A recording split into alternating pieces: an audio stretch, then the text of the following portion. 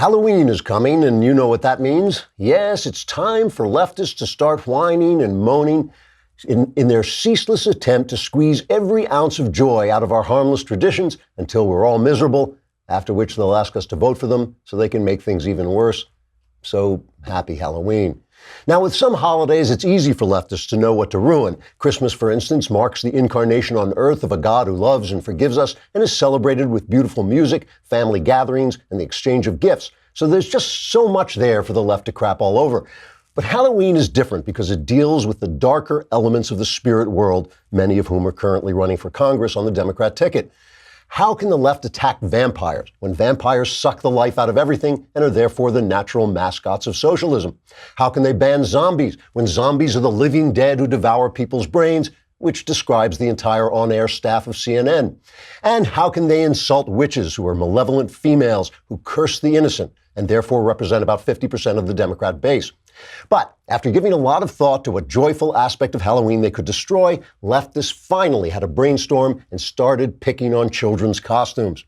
Leftists now want to dictate what costumes we can and can't wear. An American can't dress up as a terrorist, for instance, because that's appropriating Islamic culture. I'll pause for you to get that joke. Likewise, a white person can't dress up as a red Indian unless she's a Democrat senator hoping to run for president, and a man can't dress up as a woman unless he really, really means it. Now, this raises an important question. Who the hell cares what these chuckleheads think of our costumes? The next time some leftist tells you what you're allowed to wear on Halloween, why not just respond with 3 simple words? And no, I don't mean trick or treat. Trigger warning, I'm Andrew Klavan, and this is The Andrew Klavan Show. I feel hunky-dunky, life is tickety-boo. Birds are winging, also singing hunky-dunky-doo. Ship-shape, tipsy-topsy, the world is zippity-zing. It's a wonderful day, hurrah, hooray! It makes me want to sing. Oh, hurrah, hooray! Oh, hooray, hurrah! All right, it's mailbag day. All your problems will be solved in the course of the next... Oh, my God. See, we should have used ZipRecruiter instead. We got stuck with Austin. Well, as we're speaking, some evil lunatic is sending bombs to a bunch of prominent Democrats who's got them. Hillary Clinton got one, the Clintons got one, and George Soros got one a couple of days ago, and at CNN, John Brennan, I think it was, got one. So we'll just watch that. They all have the return address of Debbie Wasserman Schultz. I'm not actually making that up. That they actually do. You know what I would like to see? I mean, this is what our national conversation was lacking before. We were missing an evil lunatic. You know, we had everything going for us except the evil lunatic. What I would like to see is leftist commentators refrain from blaming this on Donald Trump, and right-wing commentators refrain from deducing that it's secretly a left-winger until we find out who it actually is. I would also like to see a leprechaun riding a unicorn, but I don't think I'm going to see any of those things. We will leave this. I don't know. It's just a guess. When you think who's going to solve this case, the police or some guy on Twitter? It's just a guess. I think it's going to be the cops. We'll let them do their jobs and find out who this is, and then I hope they throw them in an oubliette, because this is the one thing we definitely don't need from either side. BattleBox. We got to talk about BattleBox. I love these things. A lot of these subscription services they're full of samples and junk you'll never use, but not BattleBox. BattleBox is a monthly subscription box for men full of solid gear for adventure-seeking guys, survivalists, outdoor enthusiasts. They sent me one of these things. I love this thing. I've been chasing Knowles around with a knife ever since, and it's the real deal. It's a terrific piece of machinery. It's a great weapon. BattleBox is a monthly subscription for hand-picked outdoor survival and everyday carry gear. It introduces you to the best products, new gear, and innovative companies at a much lower cost than if you were to buy them individually. Plus, who doesn't like to get a package full of mystery adventure gear all the time? Go to trybattlebox.com/Klavan and pick the box you want. They start at just $25 a month. Our listeners will get a free tactical knife when you sign up for your first BattleBox. It's trybattlebox.com/Klavan. That's trybattlebox.com/Klavan. And right now you get your first BattleBox plus a free tactical knife at trybattlebox.com/Klavan. And here's the thing. This is why I love BattleBox. There's no E in BattleBox. There isn't. It's try, T-R-Y, B-A-T-T-L, box.com/Klavan. And guess what? You may not know this, but there's no E in Klavan either. It's Klavan. I want to start. I was going to start by talking about the important news of the day, but I want to start by talking about something trivial, because sometimes trivial incidents actually do tell an important story. And I've got to, before I talk about this, I'm going to have to play some video. So listen to it, because it actually does.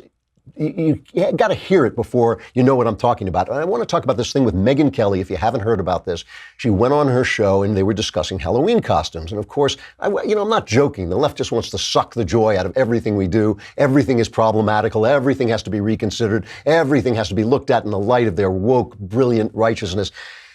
Megyn Kelly went on and she was talking about being in costumes, talking about somebody who had put on a white woman who had put on a costume of Diana Ross and made her skin look a little darker so she'd look more like Diana Ross. And she said, gee, I think this would be okay. And the people on the show with her said they didn't agree because of the old days when people would do minstrel shows and they would do kind of cliched, stereotype versions of black people with the white lips and all this stuff.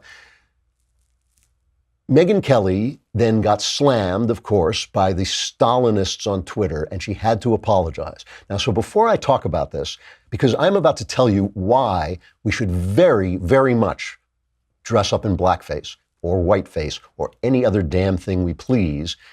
But first, I want you to hear the usual. It really is like these Stalinist show trials. They drag you in front. Megyn Kelly had to go on and apologize for this, which she did with, like, her eyes filled. Let's play that first. Good morning, everyone, and welcome to the show. I'm Megyn Kelly, and I want to begin with 2 words. I'm sorry. You may have heard that yesterday we had a discussion here about political correctness and Halloween costumes. And that conversation turned to whether it is ever okay for a person of one race to dress up as another. A black person making their face lighter or a white person making theirs darker to make a costume complete. I defended the idea, saying as long as it was respectful and part of a Halloween costume, it seemed okay. Well, I was wrong, and I am sorry. One of the great parts of sitting in this chair each day is getting to discuss different points of view. Sometimes I talk and sometimes I listen. And yesterday I learned. I learned that given the history of blackface being used in awful ways by racists in this country, it is not okay for that to be part of any costume, Halloween or otherwise. Okay, before I talk about this, I want to play one more clip just so you have the whole picture, because of course with this stuff, no apology is ever enough. They are after blood. They are not happy. And, it's not like, yeah, okay, Megyn, you made a mistake. I disagreed with you. Now I convinced you. You've come over to my side. Never. It is never, ever enough. I'm not going to play Don Lemonhead because who cares what he thinks. But just as on her own network, right? On her own network, they come on and they have 2 commentators, one of them Al Roker, the weatherman, discussing this and why even this is not enough. Most of the online criticism addressed the fact that there were no people of color represented in that panel, pointing out that what we saw was a conversation that people generally have in a private space where there are no repercussions. But this learning moment really gifted us the opportunity to have this conversation in a public discourse. So we now have the courage and we have the platform to have conversations like this, even when they're uncomfortable, because we can see they're still necessary. Well, it is uncomfortable, obviously, because Megyn is a colleague at NBC News, but it's, I know you... Look, the fact is, while she apologized to the staff, she owes a bigger apology to folks of color around the country, because this is a history going back to the 1830s, minstrel shows to demean and denigrate a race wasn't right. I'm old enough to have lived through Amos and Andy, where you had white people in blackface playing 2 black characters, and with just magnifying the worst stereotypes about black people. And that's what the big problem is. So I'm a person of color. My color is white. And here's what I want to say about this. This is crap. Are you telling me that a little black kid, if his hero is Batman, he can't put on a Batman mask and be Batman? Are you telling me that a little white boy, if he wants to be, what's his name, this guy, Black Panther, he can't dress up as Black Panther? There's a movie about Jackie Robinson, the great baseball player, obviously first black guy in the major leagues. And there's a scene in this movie, genuinely moving scene, where they're traveling on a train, they look out the window and there's a little boy playing baseball, doing what we all did, what all of us, I did certainly when I was a little boy, pretending to be his hero. And his hero is Jackie Robinson. And he's a white boy pretending to be a black man. That's a victory. That's a victory. We know it. When we see the movie, we understand this is a victory. The good guys won. That's the whole point. The good guys won this battle. Look, of course there are costumes that wouldn't be right if they express hatred, if they express disrespect. I don't want to see anybody dressing up as a Klansman or a Nazi or anything like that. That's not the point. That is not the point. But what about your hero? What if he's a ball player? What if your hero is a ball player and you're a white kid and you want to dress up as a black ball player? If you want to wear his jersey and that's not all right? You know, Al Roker, listen, this is not a personal attack on Al Roker.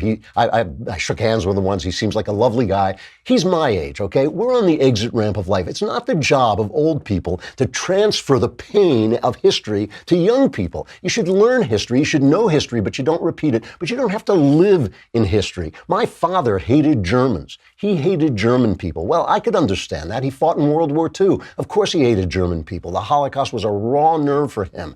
You know, I totally get that. It's not my job to hate German people. Those people are all dead. The people who did that stuff are dead. The new people are not responsible. We won. When I say we, I mean the good guys won this fight. We understand there were injustices in this country. Those injustices are over. People felt ashamed. People felt all the things that, why won't they let the wound heal? Well, it's obviously why, because they think they get power from it. You know, if this was still Amos and Andy, if this was still, minstrel shows, I'd say, okay, yeah, so that's disrespectful.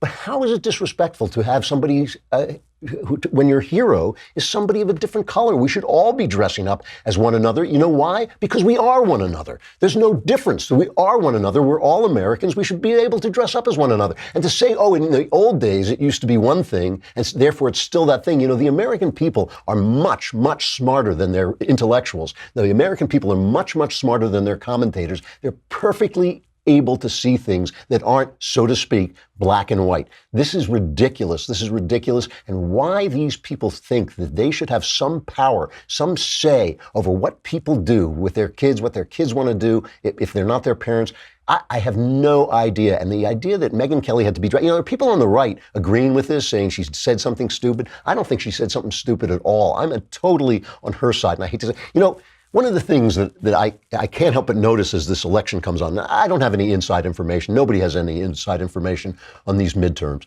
History and the polls we have so far say that the Republicans hold the Senate, lose the House. In my gut, I feel that that's not what's going to happen. I mean, when I see the panic on the left, when I see the panic in the media, when I see the crowds turning out for Donald Trump, I've never seen anything like that before. The enthusiasm just seems to be all on the right. And I think there's a possibility that we hold both houses, which would be revolutionary. If that happens, we're going to see something. Well, we're seeing it now. We're going to see something now. And I'll talk about that in just a second. But first, I have to talk about my teeth, or your teeth, anybody's teeth. You want your teeth to look good, you got to use an electric toothbrush. I love my electric toothbrush. My dental hygienist told me that was the way to go because I complained about the fact that my teeth weren't getting clean, and she said, you got to use an electric toothbrush. She was right.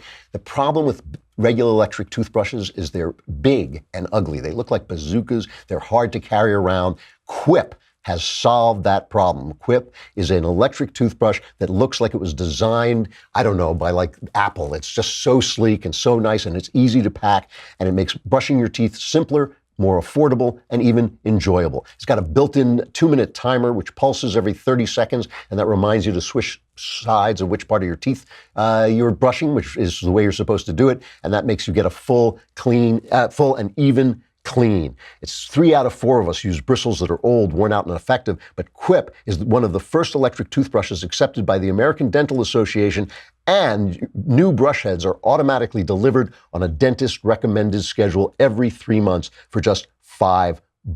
I love this thing. I really do love it. I take it wherever I go, whenever I'm traveling. I'm constantly traveling, so I've always got it in my DOP kit. They are backed by over 20,000 dental professionals. Quip starts at just $25. And if you go to getquip.com/Klavan right now, you get your first refill pack for free with a Quip electric toothbrush. That's getquip.com/Klavan. It's GETQUIP.com/Klavan. And I know what you're asking yourself. You're asking yourself, how do you spell Klavan? There are no E's in Klavan. I just make it look easy. It's Klavan.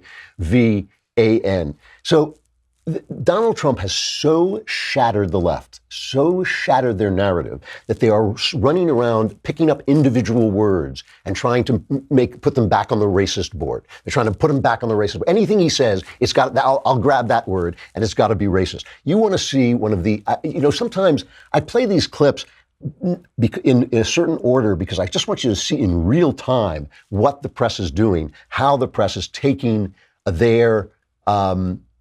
taking each word he says and trying to attach racism toward it, whether there's racism connected or not. So we've got, obviously, this caravan. Now they're saying it's like close to 14,000 people. I don't know how many people it is, but it's marching here. And, we've got, of course, that evil president. This is cut 10, the evil president talking against these poor illegal immigrants. All Americans, not only in the states most heavily affected, but in every place in this country, are rightly disturbed by the large numbers of illegal aliens entering our country. The jobs they hold might otherwise be held by citizens or legal immigrants.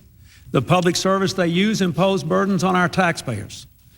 That's why our administration has moved aggressively to secure our borders more, by hiring a record number of new border guards, by deporting twice as many criminal aliens as ever before, by cracking down on illegal hiring, by barring welfare benefits to illegal aliens. In the budget I will present to you, we will try to do more to speed the deportation of illegal aliens who are arrested for crimes, to better identify illegal aliens in the workplace. Austin, don't you know when I say evil president, you're supposed to play Trump? What is this is the second day in a row. Yesterday you played Obama when I said insulting the poor illegal aliens. So Trump goes up and he makes a speech where he says he's always accused of being a nationalist. And the first meaning of let's play this one quick clip. It's cut 7, where he's talking to the crowd and he says, yes, I'm a nationalist. A globalist is a person that wants the globe to do well, frankly, not caring about our country so much. And you know what? We can't have that. I have a word. It sort of became old-fashioned. It's called a nationalist. And I say, really, we're not supposed to use that word. You know what I am? I'm a nationalist, okay? I'm a nationalist. Now, the first meaning of the word nationalist is basically a patriot, is somebody who cares about his nation or the concerns of his nation. It can also be used to mean a jingoist, somebody who cares too much, who's just America right or wrong, America all the time, who doesn't want to criticize when America does something wrong, which goes beyond patriotism into just kind of, obsession or chauvinism. So Jim, look at me, I'm Jim Acosta, is in the Oval Office, and he asks Trump, well, when you say you're a nationalist, isn't that a dog whistle? Meaning that you are a white nationalist. And this is cut number 1. Here is the question and the beginning of Trump's response, just so you hear what he's saying. Mr. President, just to follow up on your comments about being a nationalist, there is a concern that you are sending coded language or a dog whistle to some Americans out there that what you really mean is that you're a white nationalist. I've never even heard that. I cannot imagine that. You mean I say I'm a nationalist? No, I never heard that theory about being a nationalist. I've heard them all. But I'm somebody that loves our country. When I say a nationalist, I don't like it when Germany's paying 1% of GDP for NATO and we're paying 4.3%. I don't like that. That's not fair. So he says to Trump, do you mind if I take your word and translate it to mean that you're a racist? Trump said nothing about race. He said, so you don't mind, do you, if I appropriate the word, take it out of your mouth, and now redefine it to mean you stink, right? That's what he wants to do. And Trump's response is detailed. It goes on and on from there. I didn't want to play the whole thing. He says, we're not being treated fairly. I want to take care of America first. I want to make sure that he's the president of the United States. He's not the president of the world. He wants to take care of the country. That's why we hired him. That's why we pay him, although he doesn't take the money. That's his job, okay? So now it's been explained. Acosta asked his question. He got the answer. Here's Jim Acosta later going on CNN, right, to tell Trump that Trump got it wrong. Acosta knows what Trump is saying, not Trump. Pressed him on this in the Oval Office, asked him, well, are you trying to say that you're a white nationalist? What about these concerns out there that you're dog whistling to your base, that you're sending coded messages to your base? And he says, well, I haven't heard a theory about that. And then he went on to say, well, you know, there are trade issues and so on as to why he is attaching this label to himself. But Anderson, when you're demonizing immigrants, migrants coming up from Central America, trying to make their way to the United States and apply for asylum, when you're demonizing Middle Easterners and making the suggestion that they're terrorists and so on in that caravan without offering any proof, and then calling yourself a nationalist in front of thousands and thousands of people, I don't think it's a stretch for a lot of Americans out there to wonder whether or not the president is secretly considering himself a white nationalist. You don't know what you're saying. I know what you're saying. I'm here to tell you what you're saying. It reminds me of when David Brooks told us that the Islamists weren't killing us because of Islam. They were killing us because we were racist. And the Islamists are saying, no, we're killing you because of Islam. You know, no. I know what you're saying. I'm a journalist. I'm a trained journalist. I know what you're saying. They will take any word they can find lying on the ground and stick it back on that racist board. They do not want these wounds to heal. They don't want them to heal. They think they get political energy out of it. They think they get political traction out of it. So Jim Acosta, Jim, look at me. I'm Jim Acosta. His question is the important thing, not the president's answer, right? Journalists are supposed to ask questions in order to get answers. No. Jim Acosta asks questions because his questions contain all the information you need. Now, luckily, Joe Scarborough has looked into this. We didn't play this cut yesterday, did we? No, Joe Scarborough has looked into this and he has got it all figured out. He has figured out the trick behind Donald Trump. Here it is. But this is what they had for Adolf Hitler's psychological profile. And for those of you in the midst of reading World War II government reports, you'll find it fascinating. His primary rules were never allow the public to cool off, never admit a fault or wrong, never concede that there may be some good in your enemy, never leave room for alternatives, never accept blame, concentrate on one enemy at a time and blame him for everything that goes wrong.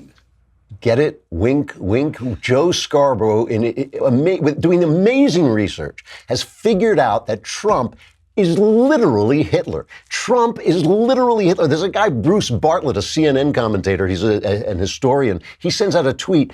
The key... I wish I were making this. I really do wish I were this funny. The key differences between Donald Trump and Adolf Hitler. Hitler served honorably in the military. Trump didn't. Hitler was faithful to his wife. Trump cheated on all his wives. Hitler wrote a book. Trump's were all ghostwritten. Trump is worse than Hitler. He's worse than Hitler. By the way, the reason Hitler was faithful to his wife is he married her and then killed himself. It was like they were married for 20 minutes. But Trump is worse. These guys, they're so desperate. They're so desperate. They have turned themselves into a Greg Gutfeld monologue, except not as funny. You remember Greg used to run those monologues and they would all end in, if you disagree with me, you're literally Hitler. This is it. If you disagree with him. And one more thing before we get to the mailbag. We want to get to the mailbag because I know you have problems that I will, all of which I will solve. They keep saying this thing, Trump is speaking about without any proof that there are criminals in this caravan. First of all, they all want to be criminals because they want to break into our borders. But he's talking about there's no proof.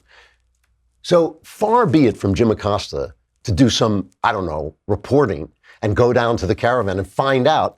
But here we have an interview with a guy on the caravan, cut number 9. Here's what he says.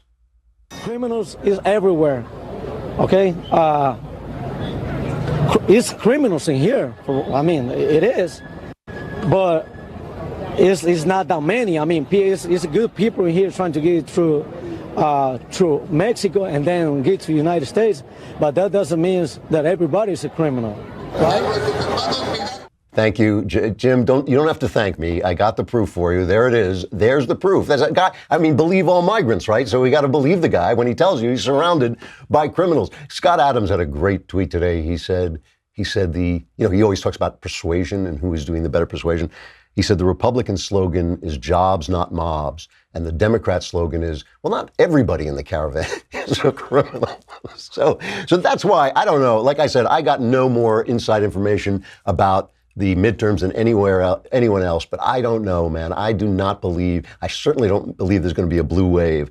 And I feel there may be something very, very different coming down the pike. And I certainly hope so, because I think if they get that message, if Chuck Schumer, who's just a political animal, Nancy Pelosi, just a political animal, if she gets the message that this resistance stuff is blowing up their chances for re-election, the resistance will fade away, I do believe.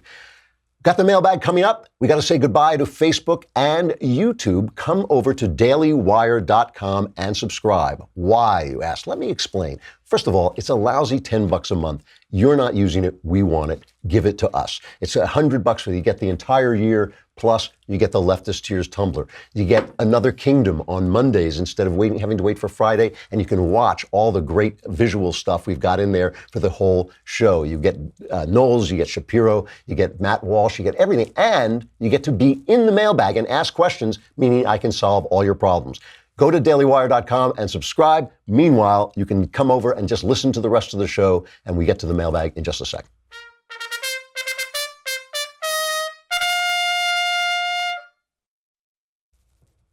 All right, the mailbag. Woo! Yeah! Now he gets it right.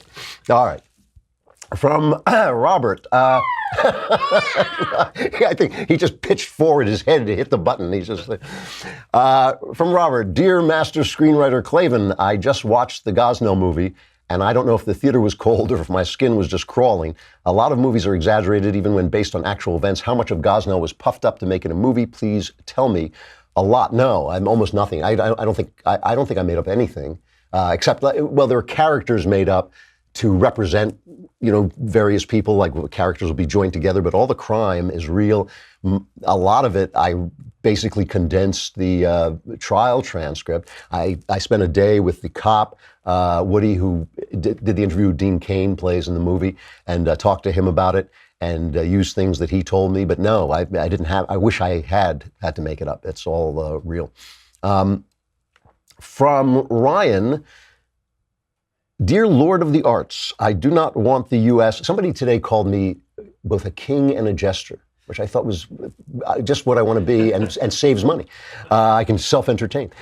Dear Lord of the Arts, I do not want the U.S. to go into universal health care, and I want the U.S. to rapidly decrease its welfare spending. I believe I have good fiscal arguments for opposition to universal health care and welfare, but I cannot think of a strong moral one. How do people not have a right to health care and welfare when they do have a right to life? How do they not have the right to entitlements that help support that life? That's actually a bad argument, I have to tell you. When it says you have a right to life, it means no one can take your life away. That's what that means. It means no one can take your life away without due process. Without due process, you cannot have your life. You have the right to live. You have the right to be left alone. Almost every right you have involves being left alone. It doesn't involve me doing anything for you. So I have the right to life. I have the right to my life, and my life is made up of time. I use my time, and in the way I use that time, I might make money. If you take that money from me, you are taking my time, you are taking my life. You do not have the right to my property, you don't have the right to my time, you don't have the right to my life. So the thing is, you have the right to be left alone and to live your life. And when you live your life, you have to take care of yourself. That is the whole point of being free. You want to know what's moral? What is moral is freedom. That is your moral peg on which you hang your argument. Once you say, don't you have the right to everything that sustains life, then I have to pay for your groceries, I've got to pay for your medical care, I've got to pay for your house, I've got to pay for everything, and then you're a socialist. And once you're a socialist, your time no longer belongs to you, because everything you produce with your time belongs to the state, and the state decides it. How is it fair?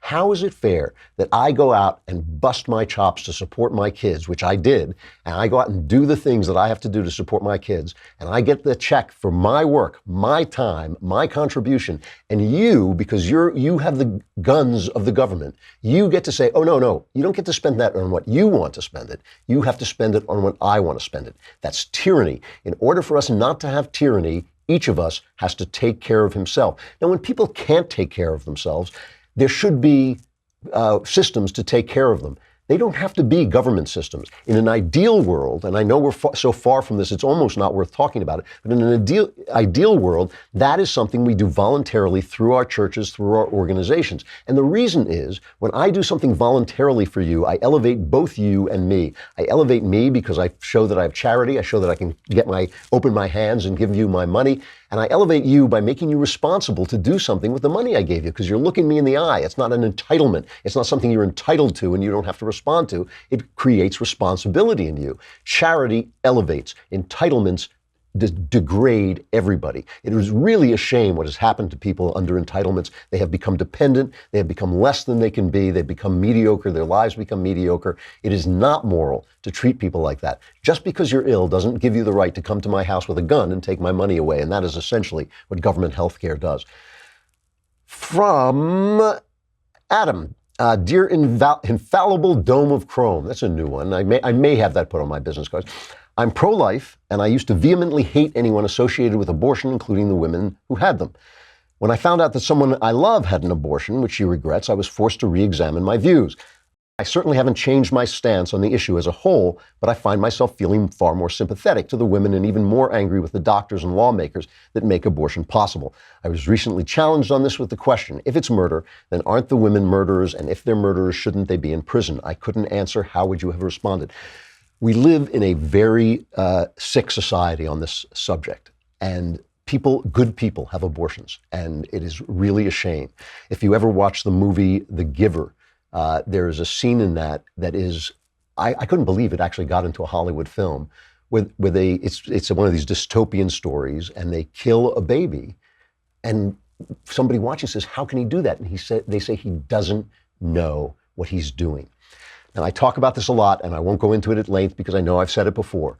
George Washington was a hero of liberty, one of the greatest heroes liberty ever knew. George Washington could not understand for a long period of his life why his slaves wanted to be free. Why? Because he lived in a society that was sick on the question of slavery. And when you live in these societies, when you live under that narrative, it screws up your head. It's hard to see the truth. You know, the statistics are something like, worldwide, there are between 40 and 60 million abortions a year. That we can live in that society, that I can sit here and talk to you and not be out like storming the barricades, is an indication of how sick this society is. Murder includes intent. Murder is not just killing somebody, that's manslaughter. Murder includes an evil intent. Many of the people who have abortions, because they live in this sick narrative, they don't have an evil intent. They may even have a good intent. They may feel that they're not doing anything wrong. They know not what they do. The question is not apportioning blame to people in this terrible situation. The point is to heal the sickness of the society. How do you do that? Laws do matter. It does matter that we should be able to discuss what laws we have.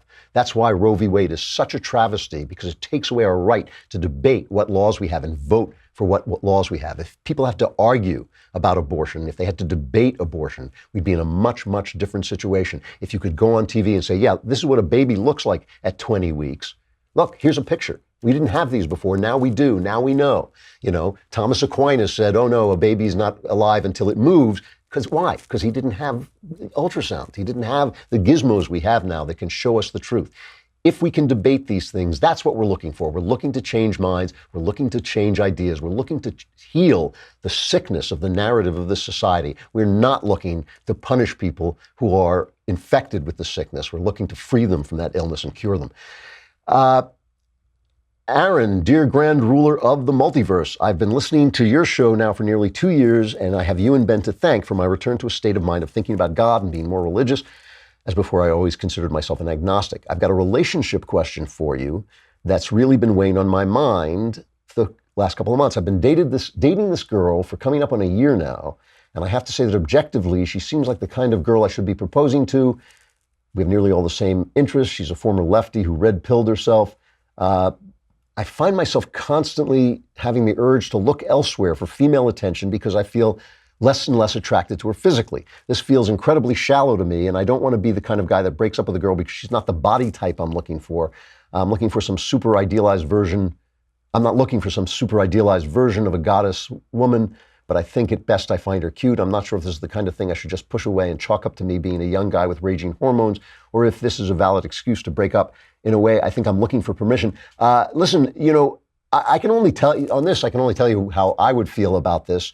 First of all, I would not marry a woman to whom I was not attracted, because I think when you fall in love with somebody, you are attracted to them. I have fallen in love with women who didn't look attractive to me before I fell in love with them. They became attractive to me when I did.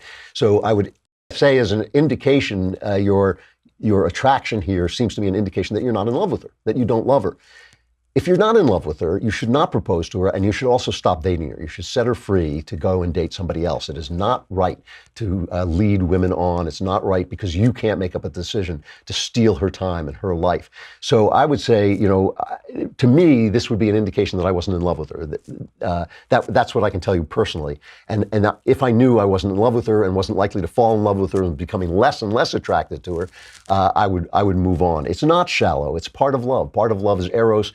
Part of love is attraction and physical attraction, and hopefully that lasts you for your whole marriage and for your whole life. And I don't think it's shallow at all. From Rob to the leader of Men and Knowles.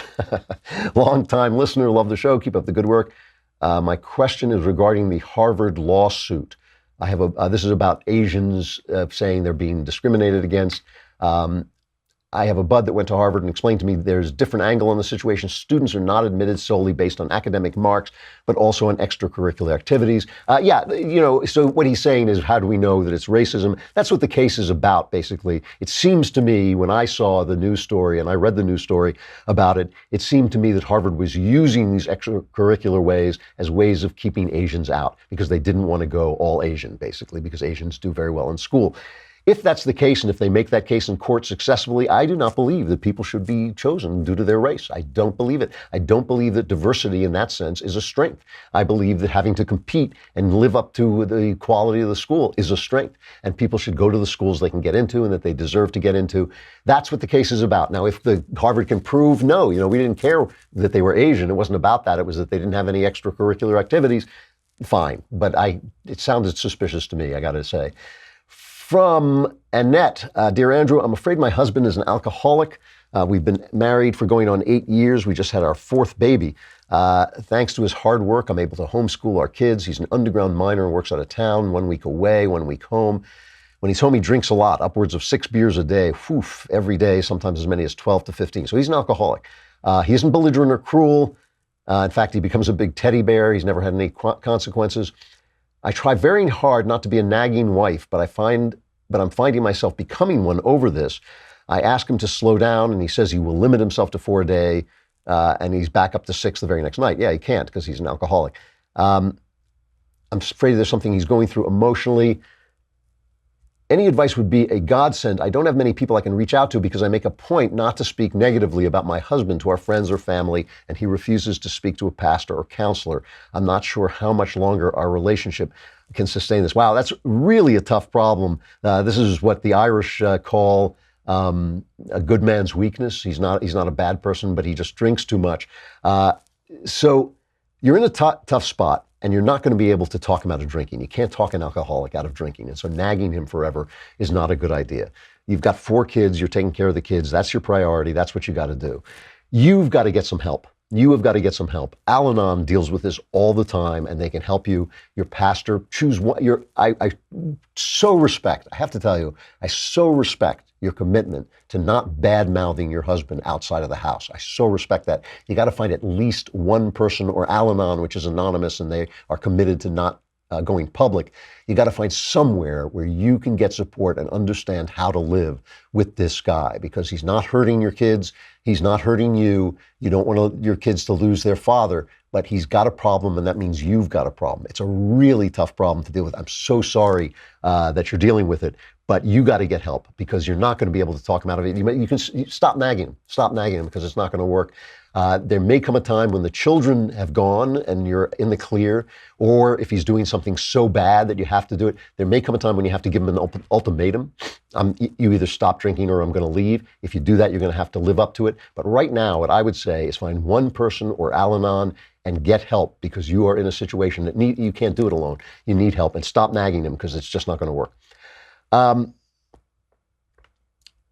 I'm running out of time, but I'll do a couple more. Jesse, hi Andrew, I've been married for just over a year. I love my wife very much. I know she has some interest in having a child. However, I don't feel that we are in the best place financially to have a child, and I don't see that changing in the near future. I'm torn. I want to give my wife a child, but at the same time, I want to be able to provide a good life and get prepared. I know that you are never really prepared for a child. I've heard Ben say on this show that he thinks that couples who are married are morally obligated to bear children for the future generation. That's a very Jewish thing. That's really funny. That's a real Jewish tenet of Jewish thought. What are your thoughts on this? Do you feel married couples are morally obligated to have children? And also, should I take our financial situation into account when determining when to have a child? Any advice will help. I don't think you're morally obligated to have children. I do think children are just a great gift, and my father, who didn't often give good advice, but he did give me one piece of advice that actually was good, which he used to say, every baby brings its own loaf of bread into the world. Every baby is born with its own loaf of bread. And what he meant by that is you find some way. You find a way. When you have a child, you don't just leave him out there. You're a responsible guy. You love your wife. You find a way. She'll find a way to bring in more money. Listen, I love kids. I wish I had more. I would happily have more. And so I can't tell you to have a child, obviously. I can't advise you to have a child. But I would put it before anything, I would put it before anything. And especially if your wife wants one, she's only got a certain amount of time in which she can do it. It means so much when you get older and your child is grown and you have children out in the world and you start to have grandchildren. You will be so happy. You will be so happy you had those children. If you truly feel that it's going to crush you, then maybe try to solve that problem first. But I did personally. I was broke when I had my first kid. I was absolutely broke. I wasn't broke for long. That kid showed up. I thought, man, somebody's got to feed this kid, and it ain't going to be anybody else but me. And I got rich real fast. Kids made me rich. Kids made me a man. They made me rich. You solve the problem. So I wouldn't solve the problem first. Let the kid come. That will solve the problem. One more from Veronica here. Oh, wow, this is the Hollywood question. This is the great Hollywood question. Dearest Andrew, how do we know when dreams are just dreams and when they are attainable goals? I always feel like if I had just woken up an hour earlier, studied more, worked harder, I could have, would have, should have. How can I know the balance between accepting that life isn't Hollywood and I probably won't be that one in a million, and knowing when my lack of achievement is really my fault and I can do something different? You can't know. Artists, people like me, we risked our whole lives. We risked, when I first started getting big checks for my writing, people would say, wow, you write a book and you make that much money. I said, no, I wrote 10 books and I made that much money. If you prorate it over all the time I spent when I had nothing, all the time I spent eating noodles and, not taking the promotion that another guy took instead of me because I wanted to write, because I didn't want to work harder. When you take all that, I'm being paid just enough. They can't pay me enough for the risks that I took. And how do you know? Every kid in Hollywood is wondering that. It really is true. You come out here, people come out here with their dreams. They come out here and sacrifice. They live tough. And a lot of people, especially writers, are smart people. They could be lawyers. They could be, engineers and do other professions. What I would say is this, however. There's always some little success that keeps you going. And you truly, truly do not want to get to be 50 and find out that you're a wannabe writer, a wannabe actor, somebody who didn't get to do the thing who wasn't picked, selected to do the thing that you wanted to do. So if you take 2 years and pour all your efforts into it and wake up, if you really feel you're not working hard enough, that may tell you that you don't really want to do it enough, right? I always joke with people, do you want to be a writer or do you want to have written a book? It's a very, very different thing. I love what I do. I sit down and I want to do it. I die if I don't do it. It's not the having written the book, it's the writing the book that matters to me.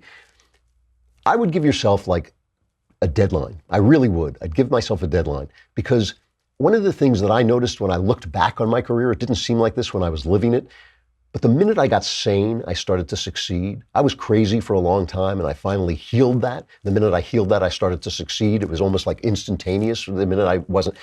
If you're not getting some kind of real feedback, and I'm not talking about, oh, this might work, and oh, I got a little goose here. After 2 years, 3 years, this probably isn't your game. It probably isn't your game. What I would say is I don't know what your dream is, don't be an ex-ballerina, don't be an ex-actor. Move on to something else. Life is short, but life is long. There's plenty of time to do the other things in your life. So live out another dream, find the dream.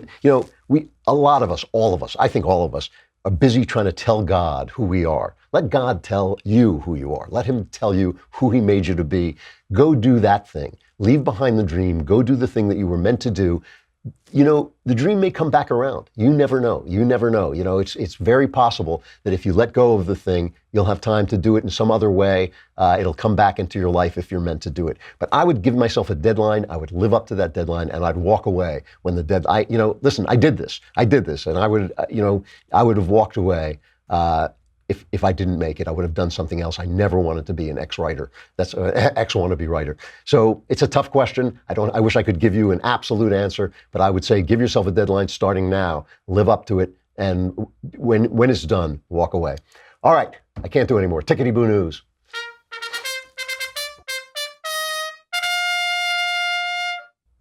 I'm actually out of time, but I just want to mention this one thing. There's one hobby horse I have that's so boring that I try not to talk about it, which is regulation and how much cost regulation levies on businesses and how much freedom it takes away from us to have these unaccountable, unelected agencies pass what are essentially laws. And if you don't obey their laws and you want to appeal, you have to appeal to the agency. I think that's unfair. I think it's un-American. Obama loved those regulations. He ran the country with regulations. He forced people to do and think and say what he wanted using regulations. Trump, the evil authoritarian Trump, who's secretly Hitler, the guy's literally Hitler, doesn't want to run your life. He's been cutting back on the regulation. There was another difference. He forgot about, not only did Trump ghostwrite his book, but he also didn't kill any Jews. That was another thing. He actually moved the embassy to Jerusalem. That's just a little difference, Oh, he didn't kill anybody. That's another difference. That's just popping into my head now. But aside from not being evil, not killing people and loving the Jews, he's Hitler. But Trump has been cutting back on these regulations. And what is really interesting, the people during Obama, the people who said there was too much regulation on business and industry soared from the average of 37% during the 8 years of the George W. Bush presidency to a whopping 48%. Almost half the country felt there was too much regulation. But now, after just 21 months of the Trump presidency, it is back down to 39%. And 33% there's just about the right amount. That means that they're not feeling the burden. And the reason I know regulation isn't interesting, but the reason I talk about it is because people like me don't feel regulation so much because of the First Amendment. People who talk and write for a living, news people, journalists, they don't feel this stuff because the First Amendment protects them from regulation. But if you're a farmer, if you're a rancher, if you run a store, if you just want to braid people's hair, the government comes after you, oh, you need a license to braid people's hair. Yeah, you need a bulletproof vest too. What kind of stupid thing? You don't need a license for that stuff. All this stuff is just a way of controlling you, just a way of getting money out of you, just a way of feeling powerful as you're sitting in your office pushing papers around. It's bad stuff. Trump has really done a good job dialing it back. It's one of the best things he's done, though not one of the most exciting. All right, we will be back tomorrow. We're going to have a long Klavanless weekend, but it doesn't matter anymore because you've got another kingdom. So, right, you said cuddle up to that. But I'll talk about that tomorrow. Come here tomorrow. Be there with us. I'm Andrew Klavan. This is The Andrew Klavan Show.